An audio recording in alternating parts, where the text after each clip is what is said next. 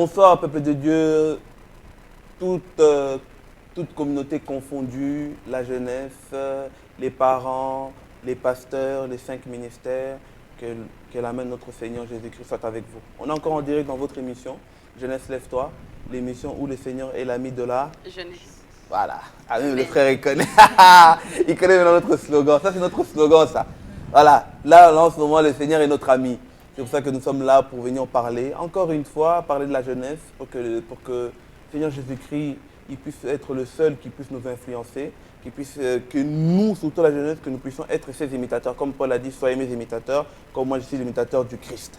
Exactement. Voilà pourquoi aujourd'hui, nous sommes là, aujourd'hui, pour votre émission Jeunesse Lève-toi. Bonsoir ma soeur. Bonsoir, comment vas-tu? Ça va et toi? Ça va. Par la grâce de Dieu, tout va bien. Amen.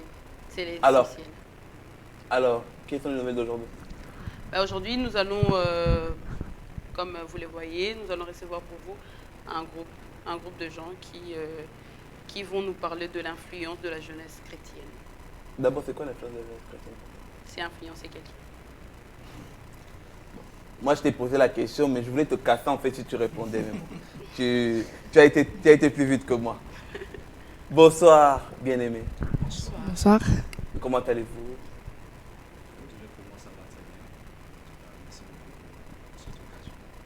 Que la gloire soit rendue à Dieu. Et pour nos sœurs? Très bien aussi pour ma part. Voilà, ça va. Ça va. Et je suppose vous représenter la jeunesse Maranatha. D'accord.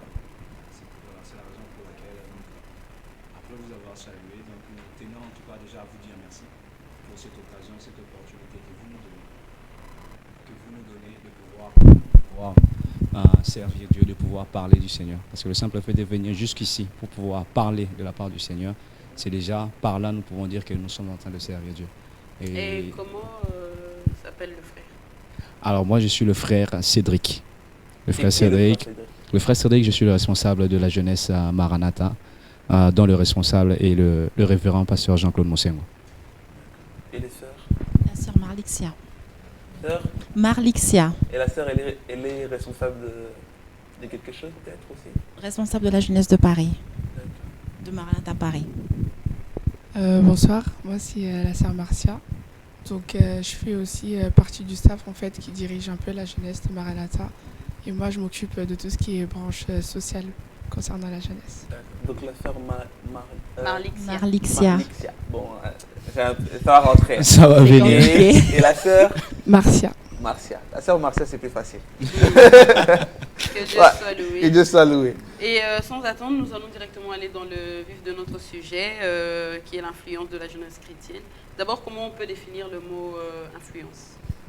Déjà, pour parler de l'influence, c'est un thème qui est profond, qui est large, qui nécessite en tout cas d'aller en profondeur pour pouvoir en parler. Au jour d'aujourd'hui, c'est quelque chose qui touche tout le monde dans la société. Que tu sois grand, petit, moyen ou enfant, tout le monde est quelque part, d'une manière ou d'une autre, touché par ce thème-là, donc l'influence. Et dans ce cadre dans lequel nous sommes, aujourd'hui, nous définirons l'influence comme le fait de pouvoir attirer, le fait de pouvoir impacter, le fait de pouvoir marquer quelqu'un via une manière d'être, via un comportement, via quelque chose que l'on a. Et lorsqu'on parle de la chrétienté, il s'agit de l'influence dans le sens positif ou négatif? Si on doit, comme vous avez dit, attirer, on attire d'une manière positive ou négative? Alors, je dirais que pour nous, enfants de Dieu, quand on veut parler de l'influence, on doit plutôt l'axer sur l'aspect positif. L'aspect positif, donc, c'est-à-dire qu'attirer quelqu'un, c'est le gagner, arriver à le gagner pour Jésus. Et le fait de gagner une âme pour Jésus est déjà une bonne chose, parce que la Bible dit qu'il y a fête dans le ciel quand ne fût-ce qu'une âme se convertit. Est-ce que la jeunesse chrétienne que nous sommes aujourd'hui, est-ce que nous sommes moins influents? Est-ce que nous arrivons à influencer plus le monde ou c'est C'est le contraire? Mes sœurs, par exemple. J'aimerais dire, compléter juste ce que les frères Cédric a dit par rapport à l'influence. Si nous prenons simplement le mot influence, ça signifie, si on regarde par rapport à la définition du dictionnaire, c'est l'effet qu'une chose ou quelqu'un peut causer chez une autre personne ou chez une autre chose. Et je dirais que si on rajoute maintenant l'influence de la jeunesse chrétienne, en sachant que la jeunesse, c'est l'étape transitoire en fait entre l'enfance et l'âge adulte. Donc l'influence de la jeunesse chrétienne, c'est tout simplement la capacité en fait que les gens qui sont en Christ, notamment les jeunes qui sont en Christ, ont à toucher ce que nous, on peut appeler païens ou simplement nos amis à l'école et partout où nous pouvons aller, dans nos clubs de sport, dans nos sorties au cinéma, partout. Est-ce qu'un jeune, par exemple, en parlant de nos amis, à l'école, etc., partout, est-ce qu'un jeune chrétien, au milieu de toutes ces personnes-là, est-ce que ces jeunes-là étaient influents aujourd'hui? Bien sûr. Ouais. On arrive facilement à influencer les autres, que ce soit même nos frères musulmans, etc. Est-ce que nous arrivons facilement à influencer aujourd'hui ces chrétiens? Ça dépend de quel jeune chrétien tu es. Si tu es un jeune chrétien que tu es ferme dans ta foi, dans ta marche avec Dieu, oui, tu peux influencer parce que tu peux être autour avec tes amis qui sont en train de boire. Tu dis non, moi je ne bois pas parce que je suis chrétienne. Voilà. Ils sont en train de fumer, non, je ne fume pas parce que je suis chrétienne, parce que mon Dieu, en train de mentir, non, je ne mens pas parce que Dieu me refuse, Dieu interdit que je puisse fumer ou boire. Donc il y a des jeunes, dans leur entourage, ils arrivent et bien évidemment à influencer positivement leur entourage par rapport à leur chrétienté. Mais comment on arrive à influencer en disant que moi je ne bois pas, ou bien on doit conseiller aux autres que eux ils doivent arrêter de boire? Pour rebondir un peu là-dessus, et répondre un peu premièrement à la question du frère John, si au jour d'aujourd'hui la jeunesse chrétienne est influente, je dirais pas totalement. Il y a des sphères dans lesquelles où on peut être fier du fait que non, nous sommes en train d'influencer, mais au jour d'aujourd'hui je dirais que non, ce n'est pas encore ça. C'est-à-dire que nous ne sommes pas encore arrivés là où Dieu nous attend. Mais comment cela se fait-il? Comment cela se fait-il? Je pense que nous verrons tout au long de l'émission, à mon avis, avec les questions. Et nous allons comprendre avec tous les éléments que nous allons essayer d'apporter par la grâce de Dieu que donc au jour d'aujourd'hui, il y a des choses qu'on se doit de mettre en place pour permettre en tout cas à la jeunesse de pouvoir être influente.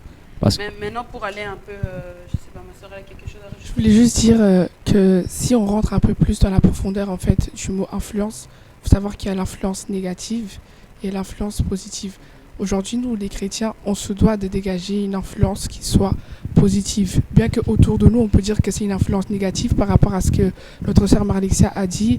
On a des amis qui fument dans notre entourage. Il y a des gens, par exemple, qui écoutent de la musique mondaine et tout.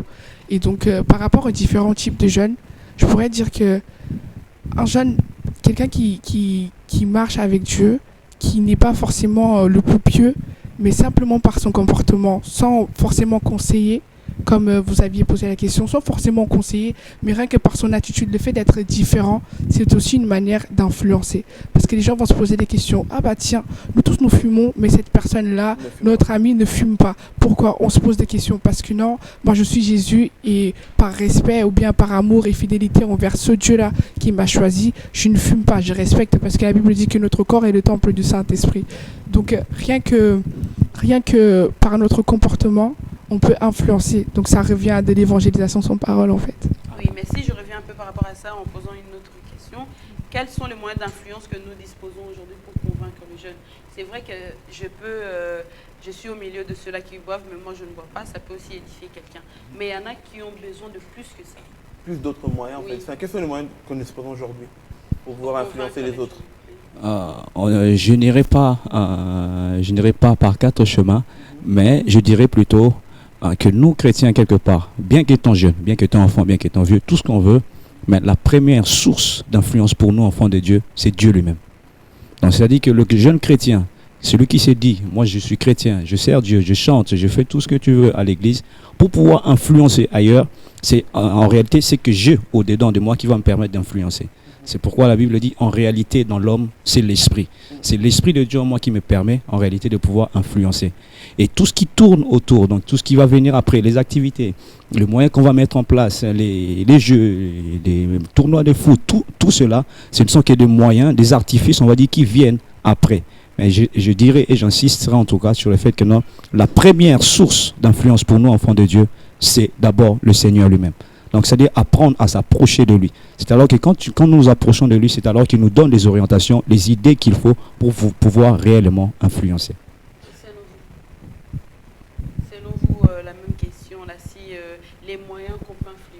jeunes maintenant pour qu'ils puissent venir au Seigneur Jésus-Christ? Donc, comme le frère Cédric a dit, d'abord il y a Dieu lui-même, il y a le comportement, donc comme ce qu'on disait par rapport à son comportement, une évangélisation, comme disait la sœur Marcia, sans parole, évangélisation sans parole. Donc on a l'attitude, donc pareil, ça revient au comportement, et les paroles aussi, l'attitude, ça revient au même. Et maintenant, si par exemple, parlons un peu plus de nous les chrétiens aujourd'hui. On peut regarder parfois, souvent il y a une tendance, les chrétiens, nous les jeunes aujourd'hui, il y a parfois des moments de baisse dans la foi. Du coup, on retombe facilement dans nos anciens plaisirs, dans nos anciens délires, dans nos anciennes vies. Maintenant, comment on doit préparer la jeunesse chrétienne aujourd'hui pour que cette jeunesse ne puisse plus retomber dans cette influence-là que le monde avait sur elle ou sur lui auparavant? Alors, pour répondre à cette question, je dirais, premièrement, quand on vient à Christ, et qu'il arrive, quels que soient les moyens par lesquels on a pu être sauvé, quand on vient à Dieu, on accepte d'abord le Seigneur Jésus comme notre Seigneur et Sauveur, on est sauvé. Et Dieu, quelque part dans sa grâce, il nous affecte à une famille donnée, que nous appelons communément donc nos églises. Donc Dieu nous affecte à une famille, un endroit donné, dans lequel nous recevons l'instruction, nous recevons donc des enseignements, des bases qui nous permettent de tenir. Et dans cette marche-là, effectivement, il peut arriver que non, ça soit difficile. Effectivement, qu'il peut avoir que non, qu'on soit un peu réclamé par ce qu'on était dans le passé. Surtout des amis. Voilà, tout à fait. Quand on a grandi avec des amis qui étaient dans le monde, toi tu es devenu chrétien, ça fait, on est tellement, en fait, on a surtout fait ce côté nostalgique en nous. Tu as du mal à te séparer de tes amis. Comment faire? Comment c'est évident, c'est évident. C'est pourquoi c'est là où je voulais plutôt parler du côté de l'unité, du côté de savoir être entouré. On me dit le fait d'être chrétien ne veut pas dire que non, tu deviens seul, tu dois vivre ta vie seul dans ton coin, rester dans ton coin, parce qu'il y a des moments difficiles qui vont certainement arriver. Et c'est pas pour rien que Dieu a permis que non, nous puissions être ensemble. C'est pas pour rien que Dieu t'a placé quelque part. C'est justement pour que Dieu sait que non, il y a des moments difficiles qui vont arriver. Mais lui-même, avec la force qu'il a, il ne pourra pas forcément tenir. Mais s'il est entouré, si c'est bien aimé à des aînés auxquels il peut s'approcher, si c'est bien aimé à des amis, des frères et sœurs auxquels il peut s'approcher, justement pour pouvoir le soutenir, ça ne fera que le fortifier. C'est en cela que je peux croire en la parole de Dieu qui dit non, que vous qui êtes forts, soutenez ceux qui sont faibles. Et par exemple, moi, ça m'adresse à ma sœur Marlixia. Marlixia. Voilà, je l'ai dit. Bah, ça va venir. Jusqu'à la fin, j'arriverai. Je pense aussi. Maintenant, par exemple, comment tu as fait pour être ferme dans ta chrétienté, pour ne plus être influencé par le monde, par exemple? La parole. Comme le frère Cédric a dit, donc le soutien des aînés de l'Église. Les aînés de l'Église. Ce que je faisais, je mettais je me rappelle encore, sur le chemin pour aller à l'école, au lycée à l'époque. Donc j'avais 15 minutes de route, je lisais ma Bible. Donc nous, à l'Église, on a un système de méditation. Tous les jours, il y a des versets bibliques qui sont envoyés. Du coup, ce que je faisais, donc je lisais ça, je méditais ma Bible. Donc je méditais, je lisais l'adoration tout le temps. Donc j'écoute la musique, les louanges, l'adoration. Et j'essayais à chaque fois de rester dans l'atmosphère de Dieu. Pour ne plus vraiment... Pour ne plus vraiment être... penser au monde, que le monde puisse atteindre. ça, c'est bien ça. Du coup, c'est ce que je faisais vachement. Et même mes amis, quand ils venaient chez moi, je n'ai plus des musiques du monde. Non, chez moi, c'était l'adoration. J'avais ma playlist sur YouTube que j'écoutais. Et c'était vraiment l'attitude. C'est en continuité. C'est donc ça. Et ma soeur, comment tu fais? Alors, moi, déjà, je suis parmi la plus petite à chaque fois. Tout ce qui est réunion, activité, je me retrouve tout le temps à la plus petite. Et c'est vrai que je me retrouve aussi dans ce que vous venez de dire, le fait qu'on commence à marcher avec Dieu et puis à un moment donné, on faiblit dans la foi. Je dirais le problème, c'est que nous voulons marcher avec Dieu. Nous voulons, les jeunes, avoir les bénédictions, être la tête et non la queue, comme on dit. Mais sans accepter pourtant de se détacher du monde, en fait. Parce que dans le monde, on dirait que dans le monde, on vit. Et quand on devient chrétien, il faut être pieux, on n'a plus le droit de s'amuser, on n'a plus le droit de vivre, quoi. On n'a plus le droit d'avoir des amis, je sais pas, sortir, d'aller au ciné et tout ça. Et, limite ne plus respirer, quoi. Tu dois, voilà, tu dois attendre on est, le retour de Christ. Exactement, c'est exactement ça. On est dit souvent, Jésus revient bientôt, donc il faut faire attention, quoi. Et justement, là où nous devons tous travailler dans nos jeunesses, c'est l'innovation, en fait. Parce qu'on a envie des fêtes, les après-midi qu'on avait quand on était dans le monde, on a envie les anniversaires et tout, ouais, il y a tout le monde et tout, je sors ma nouvelle paire, des trucs comme ça. On a envie en fait l'ambiance mondaine, alors qu'il y a plus de joie en étant en Christ qu'en étant dans le monde. Parce qu'avant, on ne savait pas ces choses-là, mais Dieu nous a révélé la vérité en fait. Donc c'est important d'innover au sein de nos jeunesses, de faire des sorties, de pouvoir partager, comme le frère Sédéc a dit, entre frères en fait, qu'on puisse partager. Et c'est en partageant justement que nos amis verront que oui, on peut marcher avec Dieu, avoir une vie formidable, tout en s'amusant et tout en étant épanoui en fait. Mais si on prend le cas d'un jeune chrétien qui, lui, vit dans sa famille et qu'il n'y a personne qui prie, le père, il ne veut pas entendre parler de Dieu, la maman non plus, les frères n'en parlent pas, il est le seul. Dans ce cas-là, lui, il va influencer comment sa maison. Parce que c'est vrai qu'avant de sortir dehors, il faut d'abord nettoyer sa maison, il faut d'abord influencer sa génération. Mais lui, dans ce cas-là, il fait quoi? Il influencera comment? Donc, je ne sais pas si ma question est claire. Je ne sais pas, elle est très très pertinente comme question. D'autant plus qu'elle touche carrément mon témoignage à moi, personnellement. Je suis sorti d'une famille où mes parents sont catholiques, ils ne sont pas évangéliques comme moi. J'ai été baptisé à l'église catholique parce qu'il faut suivre ce qui est donné, ce qui est mis en place déjà. Et il est arrivé un certain temps dans mon parcours où Dieu a permis que je puisse rencontrer quelqu'un qui m'a conduit à lui, qui m'a conduit réellement à Christ, qui a commencé à me parler des choses de Dieu. Et par là, du coup, qu'est-ce qu'il fallait faire?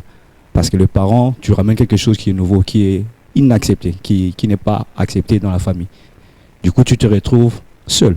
Tu es dans la solitude. Effectivement, là, la question se pose comment je vais faire, moi, pour influencer. Parce qu'il peut arriver que les parents ne sont pas d'accord. La même Bible dit non, tu honoreras ton père et ta mère. Mais à l'église, tu es aussi demandé à l'église parce que tu as quelque chose à faire. Tu as une responsabilité. Qu'est-ce que tu fais? Moi, en tout cas au niveau, dans ce rôle de responsable, j'encouragerais un jeune à faire comme moi, parce que moi j'en ai vu le fruit. C'est-à-dire que s'il arrivait par moment que non, bien qu'étant chrétien, mais ayant des responsabilités à l'église, on te dit non, reste à la maison, par tes parents, respecte tes parents, reste à la maison. Je rajouterais, c'est mon comportement, c'est ce qui sort de moi. Le fait que je vais à l'église, je reçois des instructions, je reçois des enseignements qui me permettent, en tout cas, d'afficher un comportement qui est différent de ce que j'étais auparavant. Tout à fait. Mes résultats à l'école, ça va aussi jouer en ma faveur. Non, le fait que je puisse évoluer dans la vie, que ce soit socialement, que ce soit financièrement, intellectuellement, dans ma manière de réfléchir, de faire des choses, va faire que non, même mes parents qui sont autour de moi vont à un moment donné être influencés. Mais maintenant, si on parle de comportement, comme j'ai pris l'exemple là, on reste dans le même exemple. L'enfant maintenant, il se comporte d'une façon, par exemple, il veut aller à l'église, mais les parents disent non. Alors lui dit non, moi je vais y aller. Il s'oppose à ses parents. Là, c'est un chrétien vraiment qui a compris la parole des dieux ou il est un peu entre les deux? C'est vrai que c'est un cas qui est très très difficile à expliquer comme ça. Moi, j'expliquerai à partir de mon témoignage.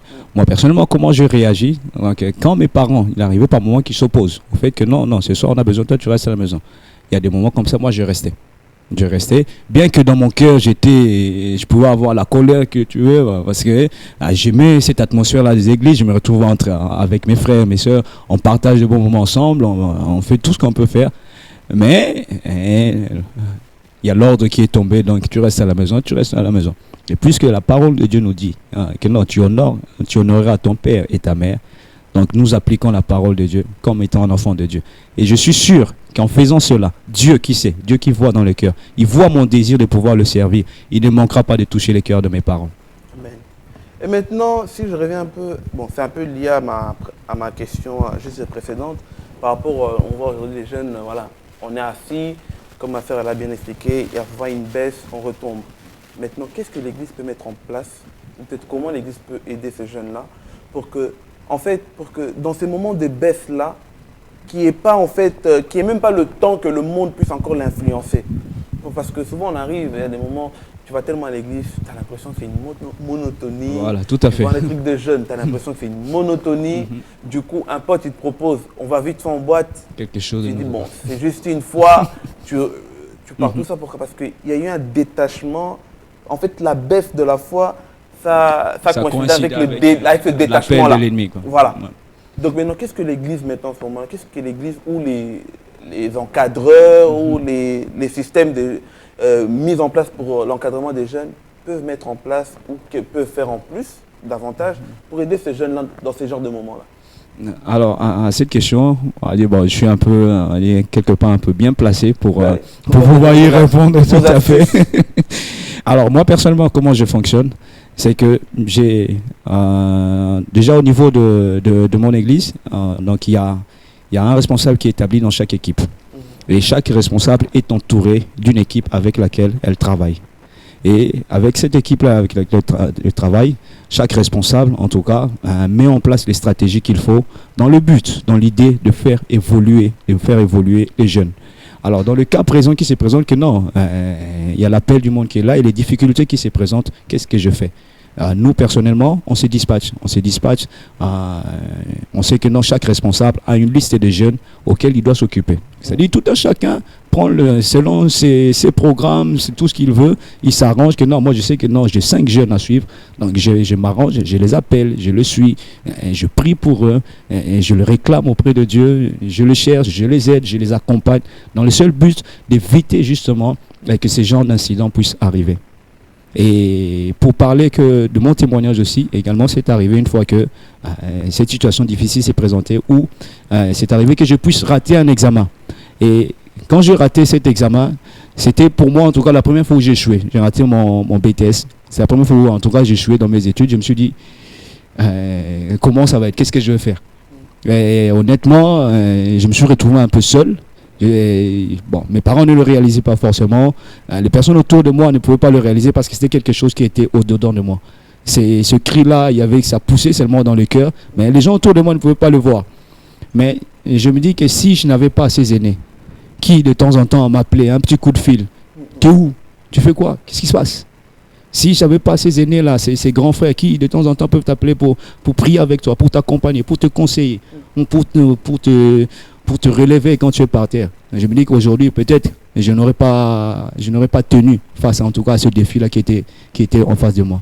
Mais c'est le même travail qui a été fait sur moi, c'est le même travail que j'essaie de faire aussi avec mes frères. Et maintenant, qu'est-ce que vous direz à ces jeunes-là, peut-être qu'ils n'ont pas cette chance-là d'être entourés? Parce qu'il y a des jeunes, nous, aujourd'hui, quand ils tombent, ils se retrouvent seuls. Et ils tombent vraiment jusque le plus bas possible, voire même pire, comme ils étaient avant dans le monde. Qu'est-ce que vous direz à ces jeunes-là en ce moment? Ils sont en train de nous suivre. C'est vrai que c'est la pire des choses qui puisse arriver à quelqu'un que de se retrouver seul. De se retrouver seul. C'est vrai que nous disons Dieu est là, mais il y a des moments quand ça devient très difficile. Parce que Dieu, tu ne le vois pas. Il y a des moments où tu as besoin d'une parole. Tu as besoin d'entendre quelqu'un qui est là avec toi, qui t'accompagne. Mais quand il n'y a pas cet accompagnement-là, je dois l'avouer que c'est quelque chose qui est très très difficile. Alors comment faire? Le seul encouragement que je pourrais en tout cas donner à quelqu'un, à mon niveau en tout cas, c'est déjà de beaucoup croire en Dieu. Non seulement de croire en Dieu, mais de croire aussi à l'endroit, à l'emplacement que Dieu t'a placé. Parce que souvent quand nous nous retrouvons seuls, ce n'est pas forcément qu'il n'y a pas d'aide, ce n'est pas forcément qu'il n'y a personne, mais par moments c'est parce que nous aussi, nous ne voyons pas l'aide qu'il y a au-devant de nous. Nous n'arrivons pas à reconnaître les grâces que Dieu a mis autour de nous. C'est en cela que nous pouvons nous retrouver seuls par moments. Et maintenant, si je m'adresse un peu à vous, mes sœurs, je vais reformuler ma question autrement. Entre nous, il y a des moments où vous avez senti la baisse dans la foi, où entre vous et Dieu, vous savez très bien qu'en ce moment-là, je suis vraiment un peu loin de Dieu. Maintenant, quelles sont les astuces qui vous ont aidé à vous relever en ce moment-là? Moi, je dirais un peu, pour compléter personnellement, le frère Cédric, voilà. C'est les grands frères qui sont autour, en fait. Parce que comme Cédric, je fais partie d'une famille où ils sont pas des chrétiens en fait. C'est pas des chrétiens. Mais Dieu m'a fait la grâce d'avoir un pasteur formidable. Et même si il me parle pas tout le temps, il m'appelle pas tout le temps, je sais qu'il est derrière moi et qu'il pense tout le temps à moi. Et ce qui est important, on peut... parce qu'en fait, la solitude, c'est assez particulier. On peut être, comme Cédric il a dit, il rentre chez lui, il est avec sa famille, mais pourtant il se sent seul. Donc des fois on croit que parce qu'on vient à l'église, on a beaucoup d'aide et tout, les gens à l'église. Non, c'est vraiment dans le cœur. Et je dirais juste, il faut croire et il faut beaucoup prier en fait. En général, quand on n'a pas la force de prier, on se met peut-être à chanter une adoration, histoire d'essayer de retrouver cette atmosphère-là. Et il faut aussi manifester le désir dans le cœur. Dire à Dieu, non, Seigneur, je reconnais que là, je me suis éloignée de toi, aide-moi. Et en tout cas, personnellement, Dieu envoie toujours des personnes pour venir me parler. Je peux faire avant ou même des fois, je peux faire une semaine, je viens pas à l'église. C'est pas parce que je veux pas. Pourtant, j'habite à côté de mon église, mais le combat, il est tellement dur, les difficultés, elles sont tellement grandes que des fois, on n'a pas la force. Mais il y a toujours quelqu'un qui va m'appeler. Oui, Marcia, je t'ai pas vu à l'église. Est-ce que ça va et tout? Rappelle-moi. Si tu peux pas, je vais te rappeler un petit texto et tout. Même si c'est dur, tiens bon et tout. Est-ce qu'on peut se voir? Des gens nous invitent à aller manger et tout ça. Et c'est vraiment parce que l'église, on est censé être une famille. On se doit d'être une famille. Et donc, penser aux autres, ça fait que même si la personne, elle se sent seule, rien que d'avoir le souvenir de la personne dans son esprit, ça peut aider vraiment et ça peut vraiment sauver beaucoup de jeunes dans des situations difficiles. Et ma soeur, c'est très bien cette expérience, je tiens à le dire. Et ma soeur, quels sont les moyens qui vous ont aidé à vous relever dans ces moments de faiblesse? L'adoration, la musique, donc comme ma soeur Marcia a dit, se mettre dans l'atmosphère. Certes, Seigneur, j'ai pas la force d'aller à l'église, je suis fatiguée, regarde, les combats sont tellement difficiles, je n'arrive pas, mais la musique, donc prier en adoration, méditer qu'on a la force, méditer et petit à petit appeler les frères, appeler le frère ou le pasteur, les serviteurs de Dieu, et essayer de parler avec eux, de partager la difficulté qu'on rencontre, le combat qu'on rencontre, afin de pouvoir trouver une solution. Et là, Dieu donne la force. Quand on prie, il y a toujours, il répond toujours. Maintenant, nous allons prendre l'exemple d'un jeune qui se trouve au bout du monde. Il n'y a pas d'église dans son pays, il n'a pas de pasteur, il n'y a aucun de ses amis qui est frère, mais qui se retrouve dans la société. Ok, toute ta famille, ils font partie d'une autre religion. Oui. Et lui, il est le seul chrétien de la famille. Ils n'ont pas l'ordinateur chez eux pour aller sur YouTube. Donc, il n'a pas non plus la force. Il n'a aucun moyen de pouvoir faire tout ça. Il se sent seul, spirituellement, physiquement, mentalement, tout. Oui. Seul. Lui, dans ce cas-là, il appelle qui, il fait comment? Parce que c'est vrai qu'on a des gens qui nous suivent, qui sont un peu de partout. On fait quoi? Une réponse facile, je dirais Dieu n'oublie pas ses enfants. C'est le plus simple parce que je vois pas d'autres solutions. Non, je crois vraiment que même si on est dans le désert, comme Jean-Baptiste qui était dans le désert, le silence de Dieu ne signifie pas son absence en fait. Même si ça dure des années, parce que Dieu nous connaît, parce que c'est lui qui nous a créés, même si tu es au fond d'une grotte, parce que Dieu t'aime, il faut que lui-même il se débrouille pour trouver une solution. Si tu n'as pas d'ordinateur ou bien tu n'as pas moyen d'aller à l'église, je ne sais pas si c'est un oiseau qui va te transporter, je ne sais pas si, mais Dieu même va se débrouiller, trouver une solution pour que tu viennes à lui, parce que tu es son enfant en fait. Et Dieu, il ne peut pas oublier quelqu'un qui l'a façonné de ses mains. Et si je peux me permettre, juste pour rebondir un peu sur ce que la sœur Marcia dit, que si jamais quelqu'un en suivant cette émission, que tu es peut-être dans ce cas-là, que tu es vraiment seul et que tu n'as vraiment aucune possibilité, tu n'as personne qui puisse vraiment te relever. Je profite en tout cas de ce moment pour prier Dieu, afin que Dieu puisse intervenir réellement dans la vie de ce bien-aimé. Parce que c'est vrai qu'il y a des situations où on peut se dire non, aucun homme ne peut quelque chose pour nous, mais il n'y a que Dieu. Prions une minute ensemble. On peut prier pour ces personnes-là qui nous suivent. Guidez-nous dans la prière, frère.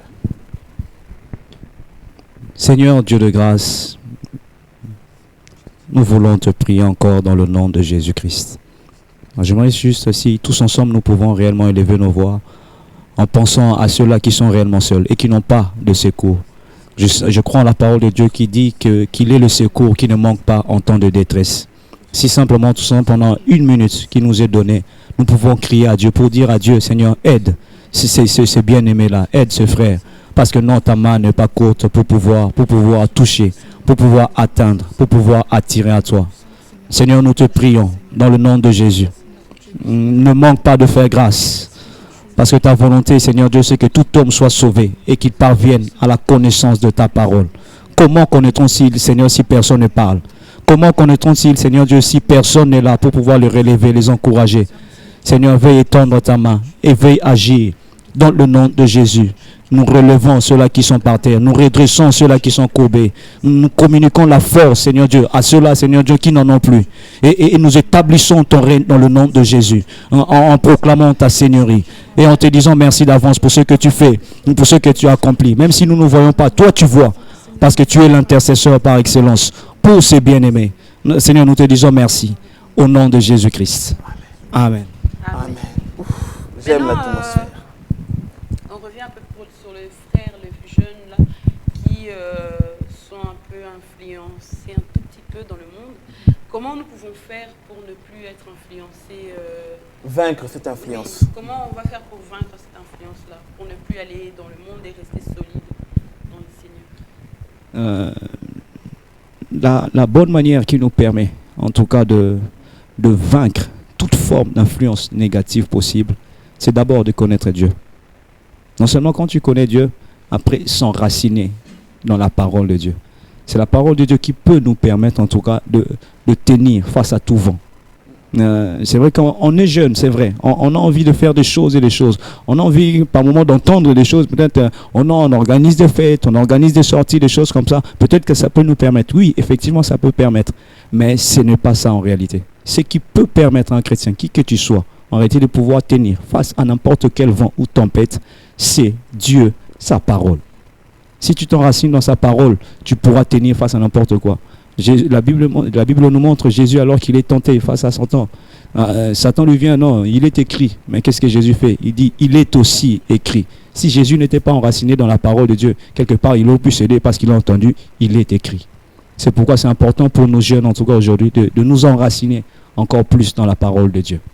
Et maintenant, pour conclure, parce que le temps nous fait défaut, nous allons maintenant poser une seule question, comme ça, si chacun, à votre tour, juste un petit. Si aujourd'hui, le peuple de Dieu qui nous suit, surtout la jeunesse, parce qu'on entend ce message dans la jeunesse, si les jeunes aujourd'hui, qu'est-ce qu'ils peuvent retenir à propos de l'influence? Quelle est l'attitude qu'ils doivent avoir pour que eux puissent être influents, non être influencés? Comment ils peuvent se comporter et quelle est l'attitude qu'ils doivent avoir? Pour qu'aujourd'hui, nous les chrétiens, nous ne puissions pas être influencés, mais que nous puissions être influents.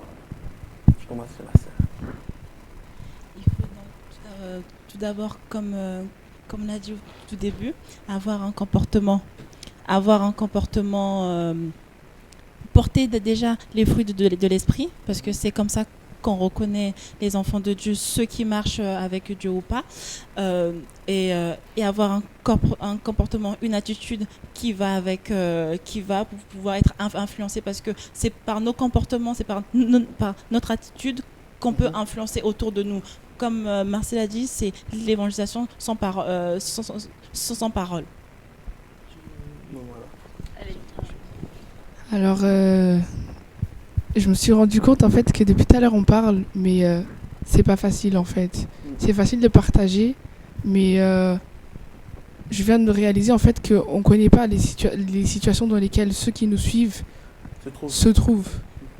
Et je dirais que c'est pas facile de demeurer saint, de marcher dans la consécration. C'est important de connaître la parole parce qu'on sait ce qu'on peut et ce qu'on ne peut pas faire. Et je dirais, il faudrait peut-être voir Dieu autrement en fait. C'est vrai qu'il est Dieu, c'est lui qui a tout créé, mais avant tout, c'est notre Père en fait. Et donc, étant enfant, je me rends compte que quand je fais des bêtises et que j'attriste le cœur de ma mère, c'est moi qui ai fait la bêtise et pourtant je ne suis pas forcément triste d'avoir fait la bêtise, mais je suis triste parce que j'ai attristé le cœur de mes parents.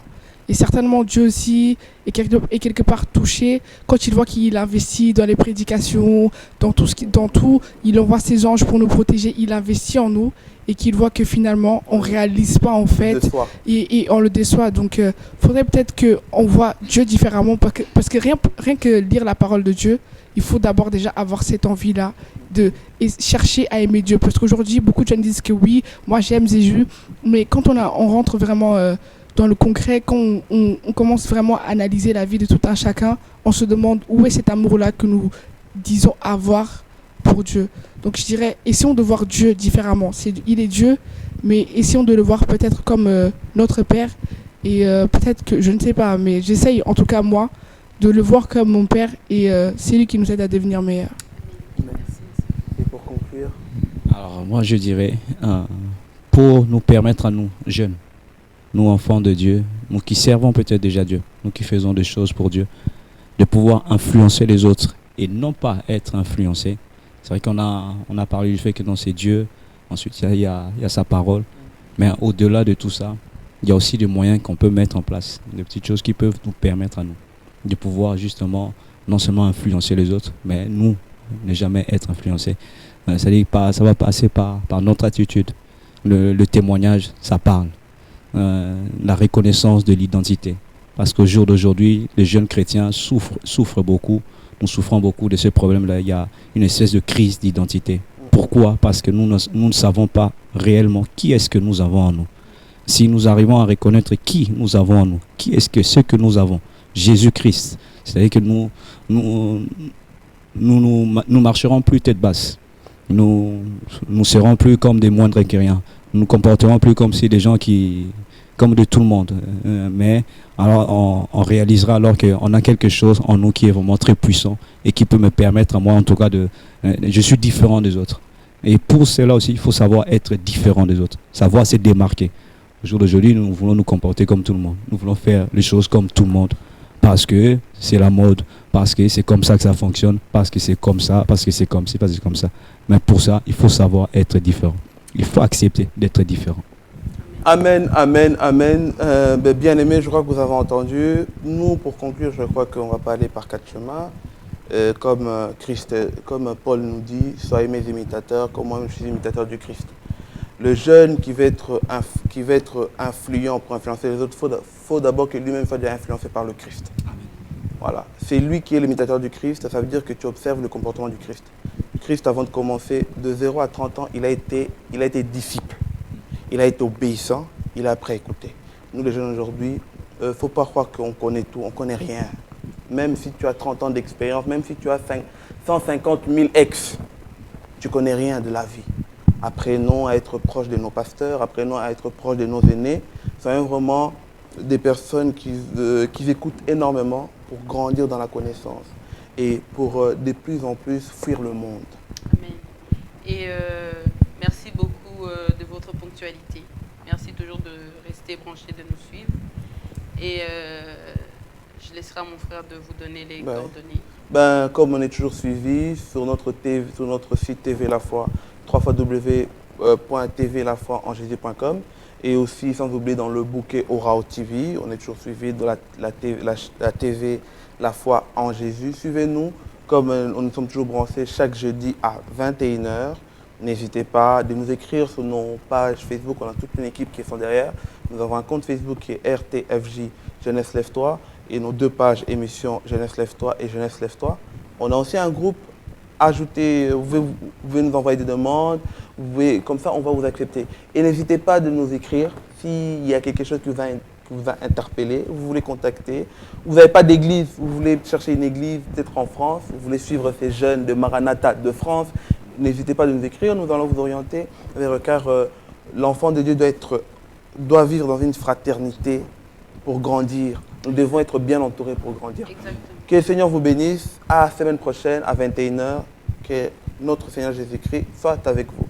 Au revoir. Amen.